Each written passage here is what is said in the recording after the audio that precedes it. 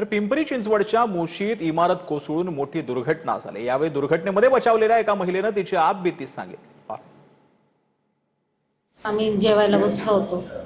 ते सगळे आम्ही जेवण स्टार्टच करणार होतो तर ते एसएलएफचा डोंगर ढासळला असं आम्हाला समजलं। मी थोडंसं पाठी पाहिलं तर असं जाणवलं की तो डोंगर पूर्णपणे पुढे येतोय आणि एवढं म्हणताच आम्ही 5-6 जण बाहेर दरवाजाच्या बाहेर पडलो।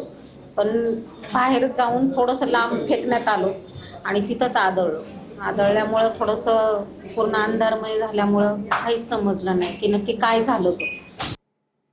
तर कराड तालुक्यातील शाळांचा सीएम श्री योजनेमध्ये समावेश होणार आहे।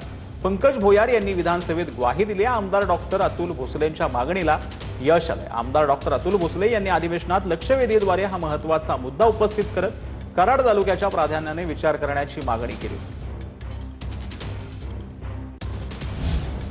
तर बारामतीमध्ये पोलीस भरतीचा आमिष दाखवून महिलेवर लैंगिक अत्याचाराची घटना समोर आली।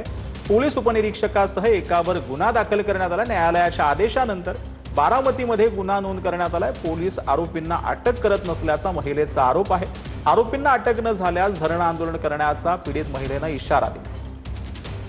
कुंभासर उठले आणि दार लावलं तर मी त्यांना बोलले की दार कशाला लावतोय, करे सर येत आहेत ना। ते बोलले की घाबरू नको, बसा, घाबरू नको, तू पाणी पी। मग त्यांनी त्यांच्या जवळची पाण्याची बॉटल मला दिली आणि मी पाणी प्यायली तर ते मग मला चक्कर वगैरे यायला लागली। मग ते कुंभार माझ्या बाजूला येऊन बसले आणि माझ्या शरीराला नको तिथे अंगाला स्पर्श करू लागले आणि मी बोलले की करे सर येत आहेत, हे म्हणजे मला चक्कर येते, मला घरी जायचे, मला इथं नको, करे सर येत आहेत। तर ते त्यांची काय ऐकण्याची मानसिकता नव्हती।